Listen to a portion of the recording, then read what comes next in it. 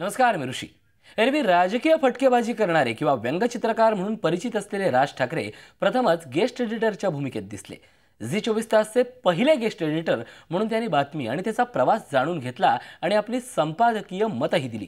पाहुयात राज ठाकरेंची झी 24 तास मधली गेस्ट एडिटर म्हणून भूमिका.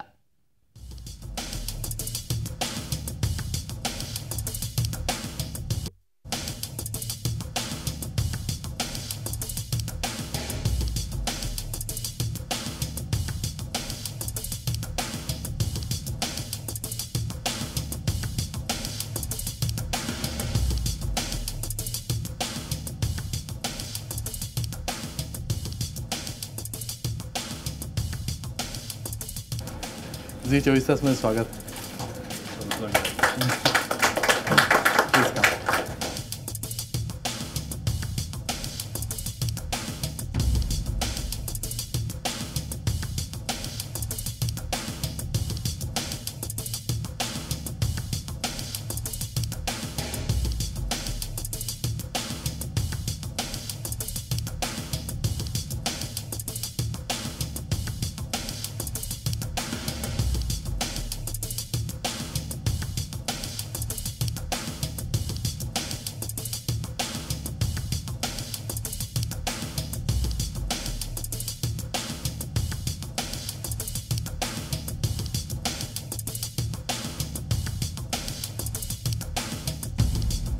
आणि सगळ्यात महत्त्वाचं म्हणजे आज तुम्ही आलात तर आमचं झी 24 तास तर्फे असं म्हणणं आहे की तुम्ही चार्ज घ्यावात आज आणि आमच्या पुढच्या ज्या बुलेटिन्स आहेत ते तुमच्या देखरेखीखाली व्हावं अशी आमची इच्छा आहे.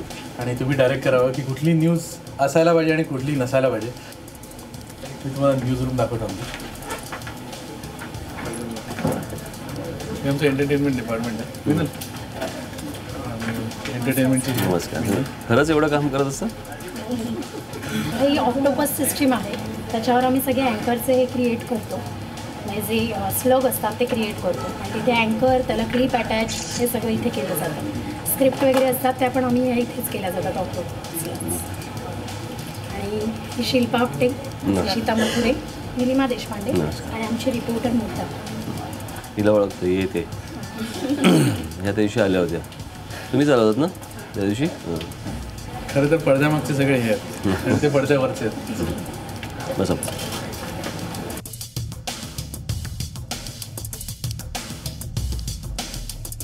खाली बसा. खाली आमचं हे असाइनमेंट आहे का, म्हणजे हे ठरवतं की कुठली बातमी आणि सगळ्यात पहिल्यांदी जी बातमी येते ही यांच्याकडे येते. मला तुमच्याशी बोलायला लागेल ते. कुणाबद्दल काय फोन घ्यायचे किंवा काय इकडून सांगितलं जातं आणि त्याप्रमाणे सुरुवात होते.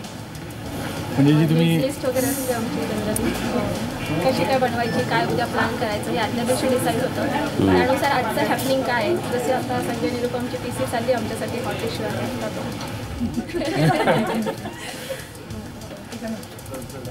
मला विचारलं मला अनेकांनी की त्याच्यावर तुमची प्रतिक्रिया दिली नाही का. म्हटलं माझे फटाके दिवाळीनंतर फुटतील, आत्ता नाही. हे आमचे डेस्कचे इंचार्ज आहे. म्हणजे जे बातम्या येतात ना ॲक्च्युली त्याची जे त्यांची जबाबदारी यांच्यावर आहे. म्हणजे कोणाबद्दल काय वाईट चांगलं येतं ते हे ठरवतात. कारण इकडून बातमी इकडे आली की हे ठरवतात ॲक्च्युली.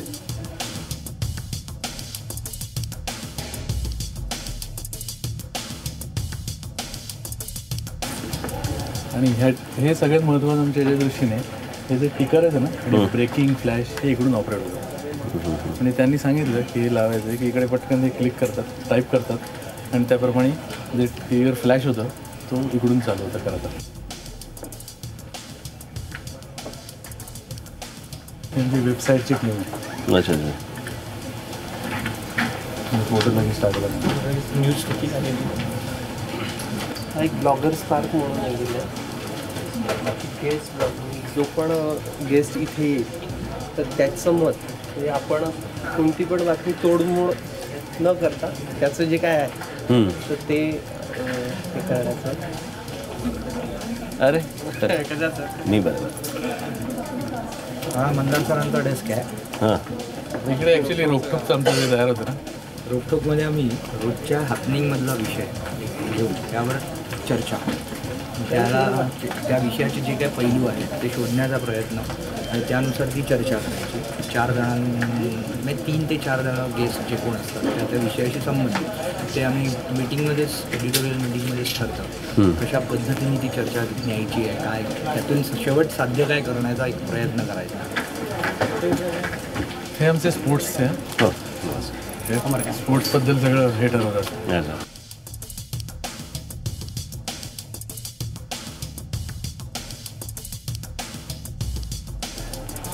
नमस्कार नमस्कार नमस्कार. तुम्हाला भेटायचं होतं मला.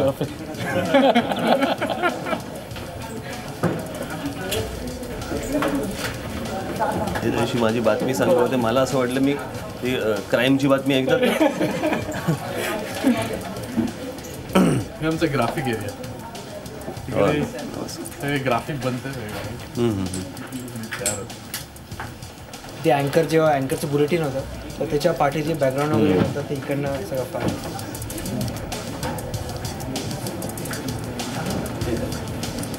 आमचं प्रोग्रामिंगचं एडिट पेज आहे. मला वाटलं शिक्षा आहे ना.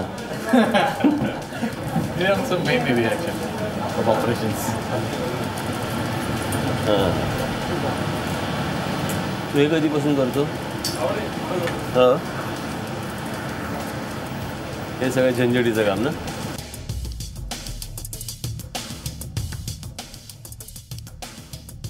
त्यांचं स्टोरीजचं जे आहे एडिटिंग ते इकडे होतं. लीच म्हणून सॉफ्टवेअर आहे, त्याच्यावर सगळं केलं जातं. लीच.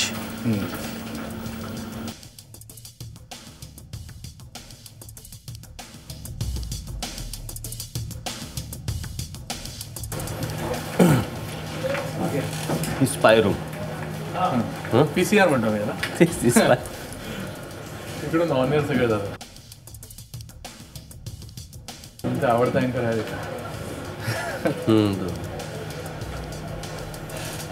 असंच मागे स्टुडिओ आहे. अच्छा, इथे बरं. हे आमचं रोकटोकचं सेट आहे. इकडे ते मागे येतं, बोर्ड येतो, क्लोज होतं ते. इकडे स्केशनचं टेबल आहे. मॉर्निंगला वगैरे वेगवेगळे सेट्स जे आहेत ते इकडे असतात.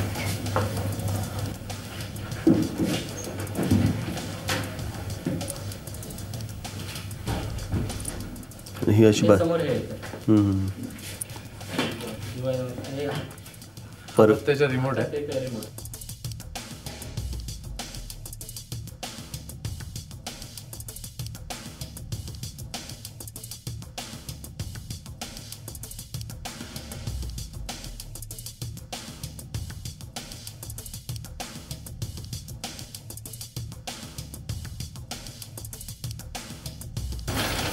पॉलिटिक्स आहे त्याच्यातलं.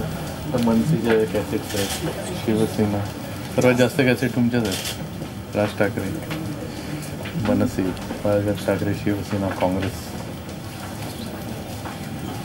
तुम्ही जेवढ्या स्पीच वगैरे सगळे दिलेले आहेत ना ते सगळे आहेत आमच्याकडे.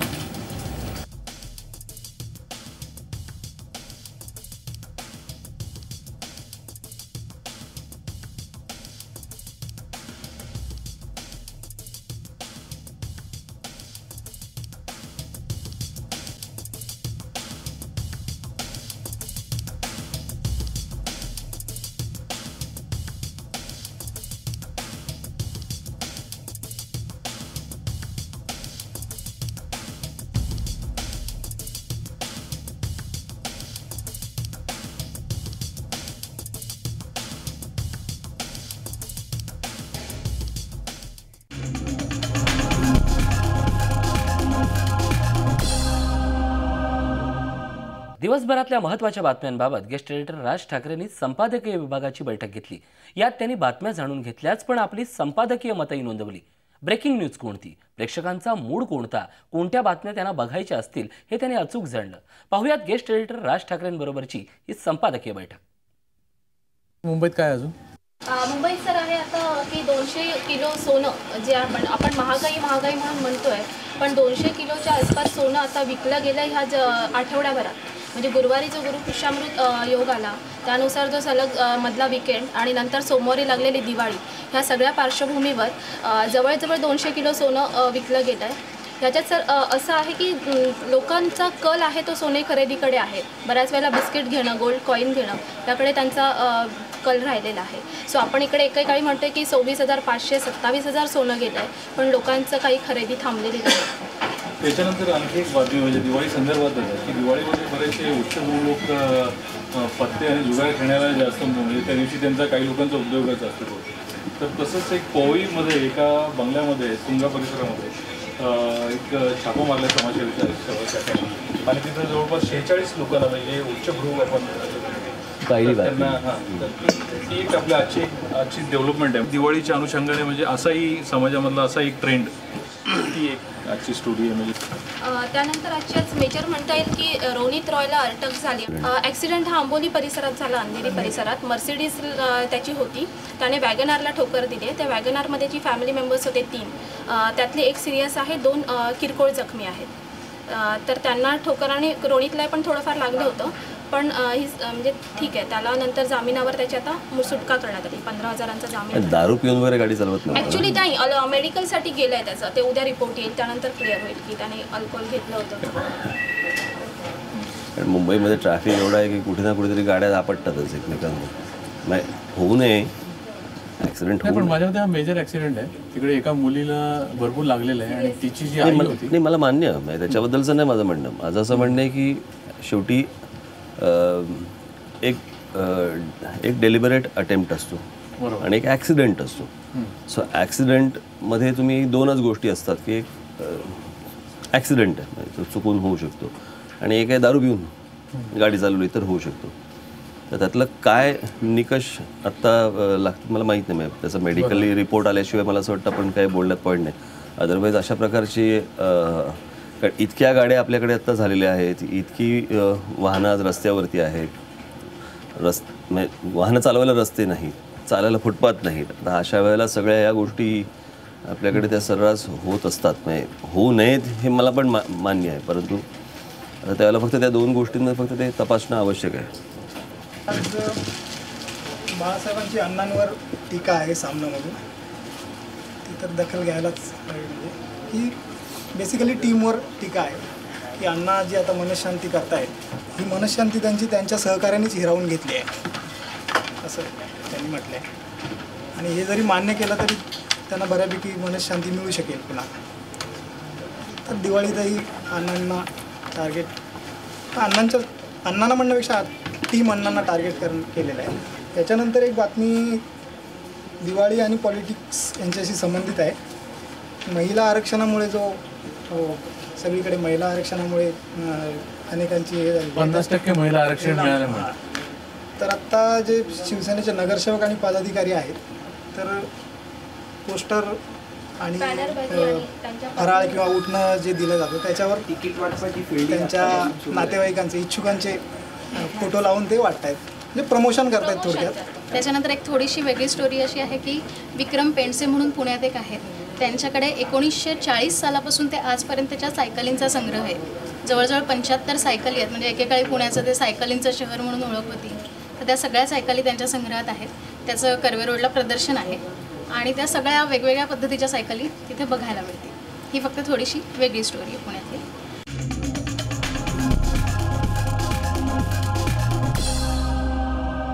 राज ठाकरेंची बातम्यांची जाण संपादकीय बैठकीत पाहायला मिळेल. एरवी बातम्या देणाऱ्या राजनी यावेळी ब्रेकिंग न्यूज दिलीही आणि अन्य बातम्यांवर मतही दिली.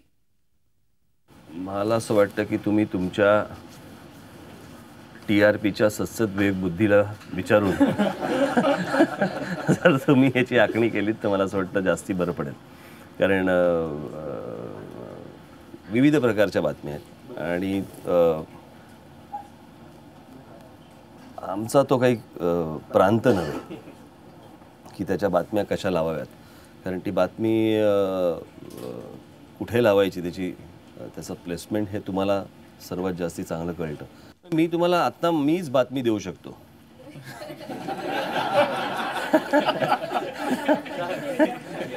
ज्याचा मी TRP तुम्हाला सर्वात जास्त मिळवून देऊ शकतो. नाही, मी आत्ता मला त्या निरुपमच्या संदर्भामध्ये मला आत्ता विचारलं, तो ज्याला बोलला त्याला मी त्याला फारशी किंमत दिली नाही. याचं कारण एक तर त्या बोलण्याला काय अर्थ नव्हता, दुसरं सणासुदीचे दिवस आहेत आणि ह्या सणासुदीच्या दिवसामध्ये अशा कुठच्याही गोष्टी रिॲक्शन आत्ता द्यायची आवश्यकता आहे असं मला वाटत नाही. याच्यावरती काय बोलायचं आहे, मी मागे आपल्याला सांगितलं होतं की माझे फटाके दिवाळीनंतर फुटतील.